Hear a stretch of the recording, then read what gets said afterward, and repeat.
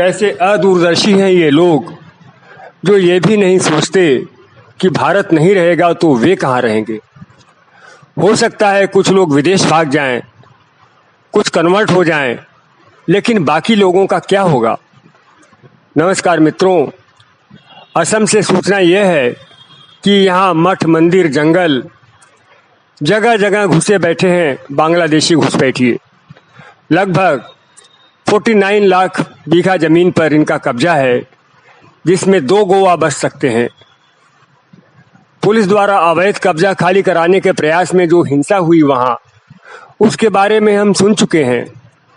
लगभग 10,000 लोगों की भीड़ ने पुलिस को घेर लिया और उस पर ताबड़तोड़ लाठी डंडे व ईंट पत्थर बरसाने लगे। इस संघर्ष में 2 अतिक्रमणकारी भी मारे गए। असम के मुख्यमंत्री श्री हेमंता बिश्व शर्मा ने पूछा है कि 60 परिवारों से कब्जा खाली कराना था तो 10,000 लोग कहां से आ गए। उत्तर हम जानते हैं। भारत सैकड़ों वर्षों से कुछ गिरोहबंद संस्कृतियों से जूझ रहा है। इसी गिरोहबंद संस्कृति ने भारत तोड़ा, बारंबार दंगे किए, हत्याएं की, लूटपाट की, दुष्कर्म किए, लोगों को अपनी भूमि से पलायन करने के लिए विवश किया। क्या क्या कहें, अत्याचारों की सूची बहुत लंबी है। लेकिन लोकतांत्रिक राजनीति जो कि वोट नीति से चलती है, उसे क्या, उसका तो वोट बैंक पक्का हो रहा है। कैसे दूरदर्शी हैं ये लोग जो ये भी नहीं सोचते कि भारत नहीं रहेगा तो वे कहाँ रहेंगे।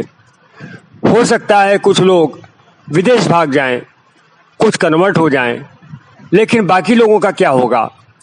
आज मैं बात उन बाकी लोगों की ही कर रहा हूं। हमें बोलना होगा क्योंकि सवाल हमारे भविष्य का है, हमारी भावी पीढ़ियों का है। प्रश्न यह है कि 49 लाख बीघा जमीन पर कब्जा क्या कोई रातों रात हो गया। दशकों से यह खेल चल रहा था और सरकारें आंख कान बंद किए बैठी रहीं क्योंकि उनका वोट बैंक पक्का हो रहा था। गांधी जी ने एक बार कहा था, राजनीति से धर्म को निकाल दिया तो राजनीति अधर्म आधारित हो जाएगी। हाँ, यह अधर्म आधारित राजनीति का ही फल है, जिसमें कुछ लोग इतने स्वार्थी हो जाते हैं कि वे भारत माँ की भी परवाह नहीं करते। मुझे समझ में नहीं आता कि इनके भीतर आत्मा है भी कि नहीं। प्रसंगवश बता दें, पिछली भाजपा सरकार ने भी काजीरंगा नेशनल पार्क की जमीन पर कब्जा जमाए बैठे अतिक्रमणकारियों को बाहर निकालने के लिए अभियान चलाया था।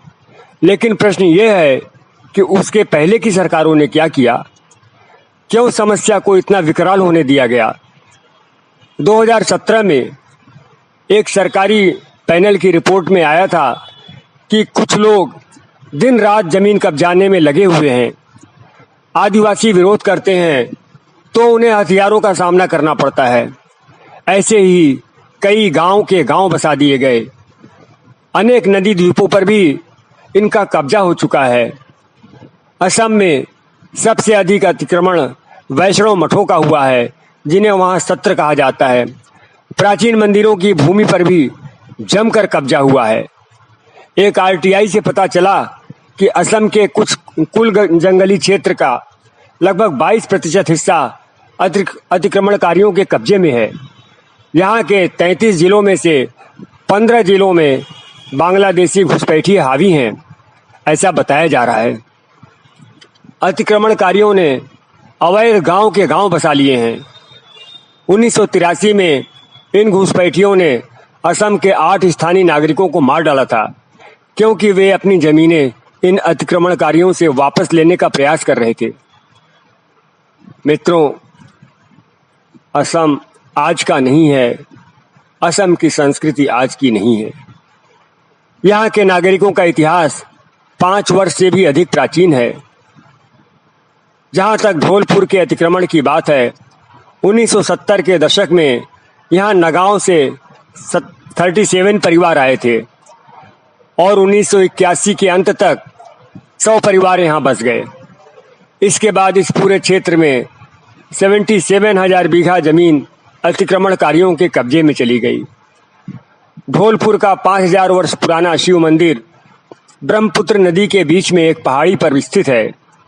1979 तक यहाँ केवल हिंदुओं के ही खेत और गौशाले हुआ करते थे, लेकिन धीरे धीरे मंदिर परिसर की जमीनों पर बांग्लादेशी मुस्लिम घुसपैठियों का कब्जा होता गया। इन घुसपैठियों को यहाँ के लोग मियाँ मुस्लिम कहते हैं। 1983 में शिव मंदिर के पुजारी शिवादास की हत्या कर दी गई और एक अन्य पुजारी कार्तिक दास को यहाँ से भगा दिया गया। वॉइस ऑफ असम के अनुसार 2011 में पुजारी कार्तिक दास के निधन के बाद उनकी विधवा को एक मुस्लिम व्यक्ति से निकाह करने के लिए विवश किया गया। उनके 2 बच्चों को भी इस्लाम में धर्मांतरित कर दिया गया। हालांकि हाल ही में एक अच्छी घटना ये घटी कि दरांग जिले के दबंग एसपी ने मंदिर परिसर की लगभग 120 बीघा जमीन घुसपैठियों के कब्जे से मुक्त करा ली। खैर, असम की घटना इस दृष्टि से भी विचारणीय है कि जब देश के लगभग 65% किसानों के पास औसतन 1 एकड़ से भी कम भूमि है, तब असम के एक जिले में प्रति व्यक्ति करीब 200 बीघे जमीन पर घुसपैठियों ने न केवल कब्जा जमा रखा है, बल्कि उसे छोड़ने के बदले जमीन की मांग भी करते हैं। इनका दुस्साहस तो देखिए। अल्पसंख्यक तुष्टीकरण की नीति ने कहां लाकर पटका है हमें। लेकिन बात केवल असम तक ही सीमित नहीं है। पूरे देश में जमीनों पर कब्जा करने के संगठित गिरोह काम कर रहे हैं। दुख तो इस बात का है कि वोट की राजनीति के चलते कई पार्टियां ऐसे कब्जों को संरक्षण देती हैं। रेलवे की जमीन, राज्य सरकारों की जमीन, विभिन्न विभागों की जमीन, जंगल की जमीन, पहाड़ की जमीन, नदी की जमीन और तो और शमशान की भी जमीन, जमीनों पर कब्जा करने की एक होड़ मची हुई है। देवभूमि उत्तराखंड भी अतिक्रमणकारियों की चपेट में है। हाल ही में यहाँ टिहरी बांध पर बनी एक मस्जिद को हटाने की मांग को लेकर स्थानीय नागरिकों और प्रशासन के बीच झड़प हुई और उसका वीडियो सोशल मीडिया पर वायरल हुआ। कहां कहां का नाम ले, किस किस स्थान की चर्चा करें। पूरे भारत में ही जमीनों पर कब्जा करने की एक आंधी सी चल रही है। धर्मांतरण का खेल अलग चल रहा है। अनियंत्रित गति से बढ़ती जनसंख्या एक अलग मुद्दा है। वास्तव में आज भारत भूमि की प्राचीन सभ्यता व संस्कृति ही खतरे में है। कुछ विचारधाराएं हैं जो बाकियों को मिटाकर दुनिया में छा जाना चाहती हैं। वे भारत भूमि की भी प्राचीन संस्कृति को मिटाने के षड्यंत्र में लगी हुई हैं, जिसका एक बड़ा प्रमाण उत्तर प्रदेश में धर्मांतरण गिरोह के भंडाफोड़ से मिलता है, जिसमें नित नए नए नाम आते जा रहे हैं। नया नाम वरिष्ठ IAS अधिकारी इफ्तिखारुद्दीन का है। पहले तो उनके वीडियो सामने आए और अब रोज नए नए खुलासे हो रहे हैं। लोग सामने आकर बता रहे हैं कि कानपुर के कमिश्नर रह चुके इफ्तिखारुद्दीन उनसे धर्मांतरण की बात करते थे।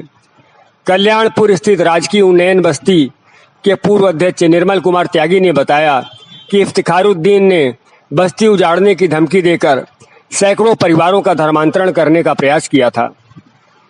अक्टूबर 2016 में लगभग 5,000 की आबादी वाली इस बस्ती में अचानक एक दिन तत्कालीन कमिश्नर इफ्तिखारुद्दीन का काफिला पहुंचा और बस्ती वालों को बताया गया कि बस्ती वालों को बस्ती खाली करनी पड़ेगी, क्योंकि इस भूमि का उपयोग मेट्रो प्रोजेक्ट के लिए किया जाना है।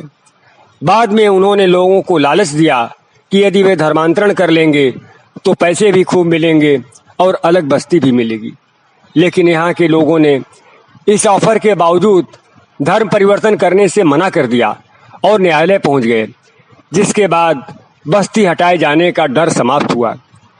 ये तो चंद उदाहरण हैं यह बताने के लिए कि हो क्या रहा है हमारे देश में, किस दिशा में हमारा देश जा रहा है, हमारी भावी पीढ़ियों का भविष्य क्या है और आखिर इन चीज़ों की हद क्या है। क्या विश्व की एकमात्र बची प्राचीन सभ्यता अत्याचारियों के आगे हार जाएगी।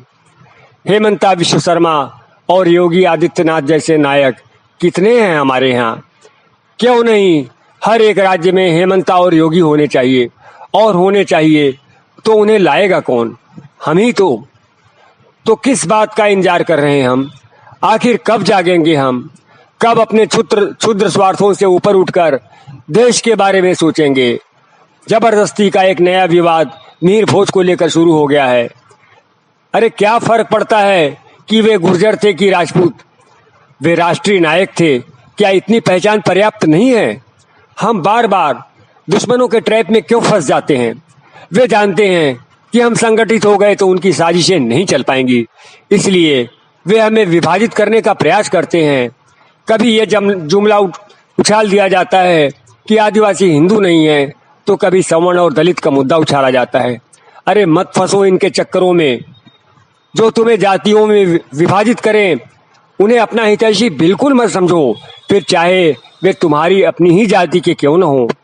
जागो मित्रों, जागो। भारत माता संकट में है। वे हमें विभाजित करके सफल होना चाहते हैं। हम संगठित होकर उन्हें असफल करेंगे।